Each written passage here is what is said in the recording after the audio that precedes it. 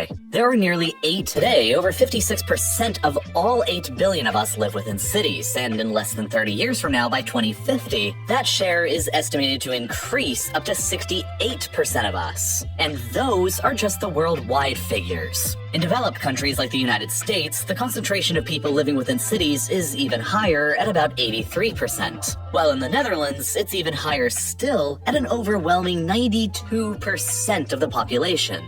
Largely because of that, despite there being nearly 8 billion of us worldwide, a lot of the world is still pretty empty. This is the United States, and these spots colored in green are the more than 4 million census block areas where not a single person currently lives. Nobody watching or commenting on this video lives within any of these green locations, and every other large country in the world has a pretty similar trend. This is Canada, which is overwhelmingly empty of people. This is Brazil, which is also pretty overwhelmingly empty of people, while this is the United Kingdom, which also has a lot of areas in Scotland and Wales where there just aren't any people currently living. There are a lot of empty and desolate places across the world that would be horrible to find yourself stranded and lost in, far away from any civilization or people who could offer any help.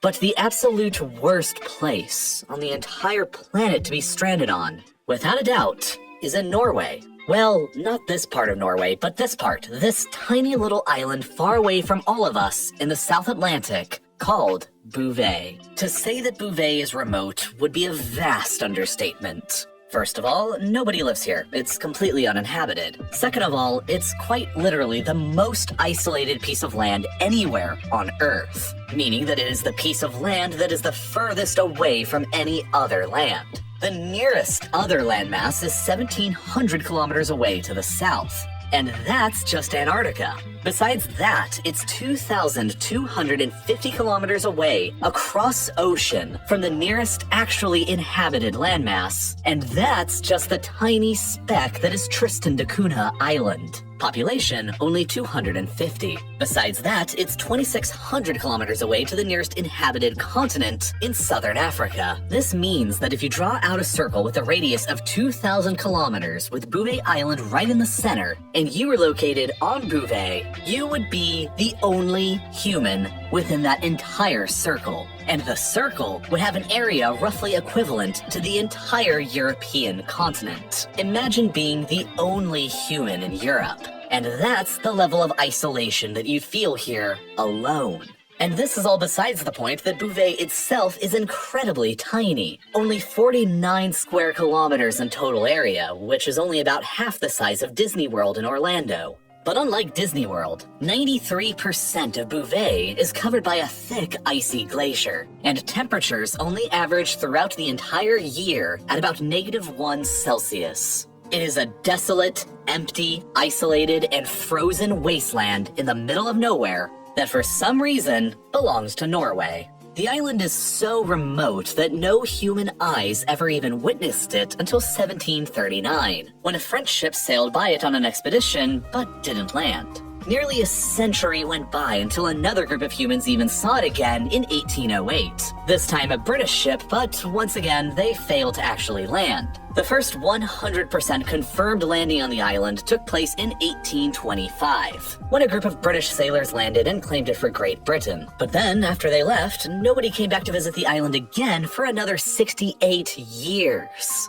Throughout the entire 19th century, there may have only been 4 ships who ever visited the island, and only one of those actually landed. The Norwegians finally arrived to the uninhabited and almost unvisited island only in 1927, when they built a hut, raised a flag, and claimed it for themselves, as the British had once done a century earlier. Back then in 1927, the British initially disputed Norway's claim to the island, but after giving it a second thought, they decided that Bouvet was A, tiny, B, didn't have any harbors for ships and didn't really have any resources, and C, was in the literal middle of nowhere that wasn't nearby to anything of even the most remote strategic importance. And so, the British relented and allowed the Norwegians to claim it, and today, Bouvet Island is Norway's only real overseas dependency, despite being located nearly 13,000 kilometers away from the capital of Oslo. And as you'd expect, there isn't really anything that ever goes on here. Since the island is so far out of the way from any inhabited location on Earth, Ships sailing over the seas and airplanes flying above rarely, if ever, pass by it. The area is so absurdly remote and far away from any human civilization that you could probably even detonate a nuclear bomb here and nobody would ever hear or know about it. I say that because it probably literally already happened. Back in 1879, an American satellite flying above the area detected a double flash of light in the ocean nearby to Bouvet Island, the classic signature of a nuclear explosion. But nobody in the decades since has ever claimed any responsibility for the detonation. To this date, the information regarding the incident is classified by the United States government. But most researchers believe that the detonation was a secret, undeclared nuclear weapons test conducted jointly by apartheid-era South Africa and Israel, although both governments continue to deny any and all involvement to this day. But even just getting to Bouvet Island in the first place is a massive challenge. Since the island and the waters around it are protected as a nature reserve by the Norwegian government, you need strict permission to ever be allowed to visit, and those permissions are rarely ever granted. But let's pretend for a moment that right now, as you're watching this video, you were somehow teleported directly to the island as you currently are and just told good luck. How would you find your way to escape? What would you do to survive, and would it all even be possible?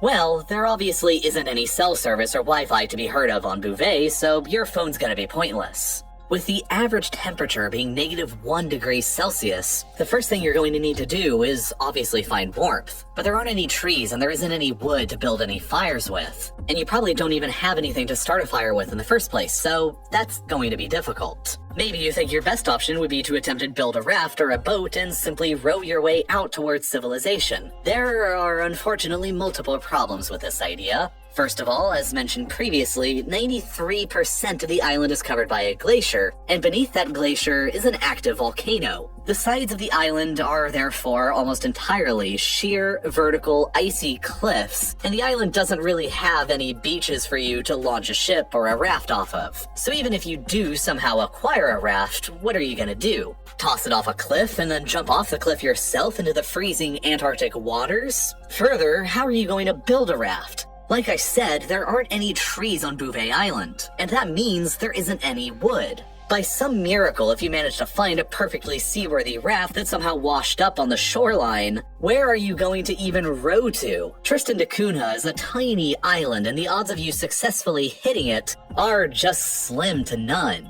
So, if you decide on rowing in the direction of South Africa instead, and if you could somehow manage to row even at an Olympic level, it would still take you more than 6 consecutive days of non-stop, continuous rowing without any breaks whatsoever to get there. So, in all reality, it would really take you several weeks, if not even months, to actually row to South Africa. And that's just assuming you even make it there without dying of exhaustion, thirst, hunger, or from the elements first.